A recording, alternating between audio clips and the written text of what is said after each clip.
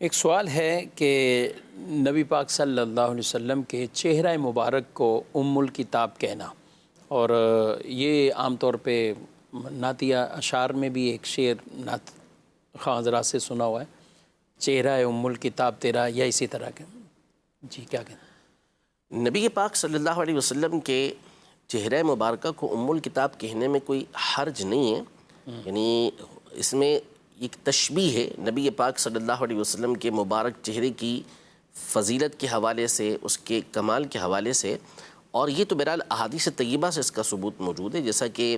صحیح بخاری شریف میں ایک سے زائد مقام پر سیدنا انس بن مالک رضی اللہ تعالی عنہ سے یہ حدیث پاک مروی ہے کہ جس میں آپ نے حضور پاک صلی اللہ علیہ وسلم کی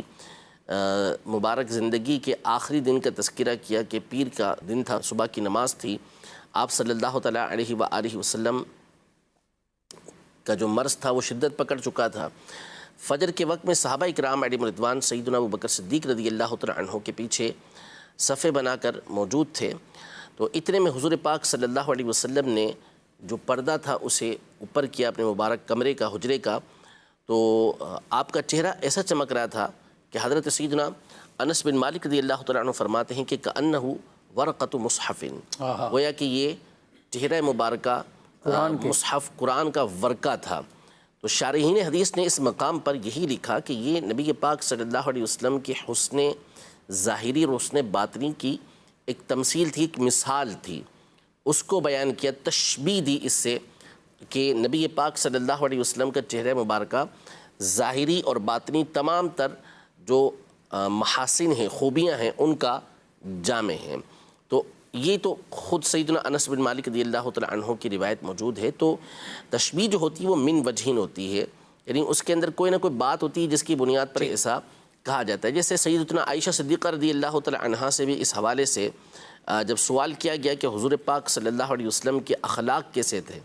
تو آپ رضی اللہ تعالی عنہا نے یہ فرمایا کان خلقہ القرآن، نبی پاک صلی اللہ علیہ وسلم کے جو اخلاق تھے وہ قرآن تھے۔ تو یہاں اخلاق مبارکہ کو بھی قرآن کہا گیا، تو اس کا مطلب یہی ہے کہ نبی پاک صلی اللہ علیہ وسلم کے اخلاق بڑے عالی تھے، اور نبی پاک صلی اللہ علیہ وسلم کے اخلاق عین تعلیمات قرآن کے مطابق تھے، یعنی گویا کہ قرآن کی ایک عملی تفسیر تھے۔ تو یوں احادیث طیبہ میں اس طرح کی باتیں موجود ہیں، لہذا نبی پاک صلی اللہ علیہ وسلم کے چہرہ مبارکہ کو اگر کسی نے کہا ام الکتاب تو اس میں کوئی حرج نہیں ہے، بلکہ نبی پاک صلی اللہ علیہ وسلم کی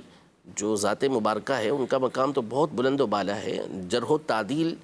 کے جو الفاظ کتب جرح و تعدیل کے اندر مذکور ہیں اس میں سے تعدیل یعنی کسی راوی کی توثیق بیان کرنا ہو، کسی راوی کا بہت بڑا مقام و مرتبہ بیان کرنا ہو حدیث بیان کرنے والے کا، تو اس کے لیے بھی مصحف کے الفاظ استعمال ہوئے ہیں۔ مسعر بن کدام رحمۃ اللہ تعالی علیہ ایک مشہور محدث گزرے ہیں، تو ان کو مختلف الفاظ کے ساتھ دیگر محدثین نے تعبیر کیا، تو کہا کہ انہ مصحف،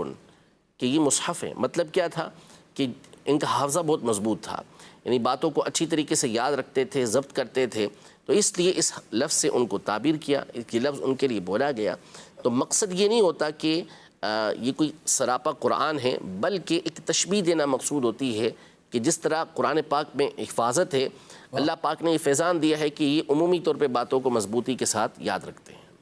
ماشاءاللہ، یعنی یہ شعر کوئی حرج اس میں نہیں۔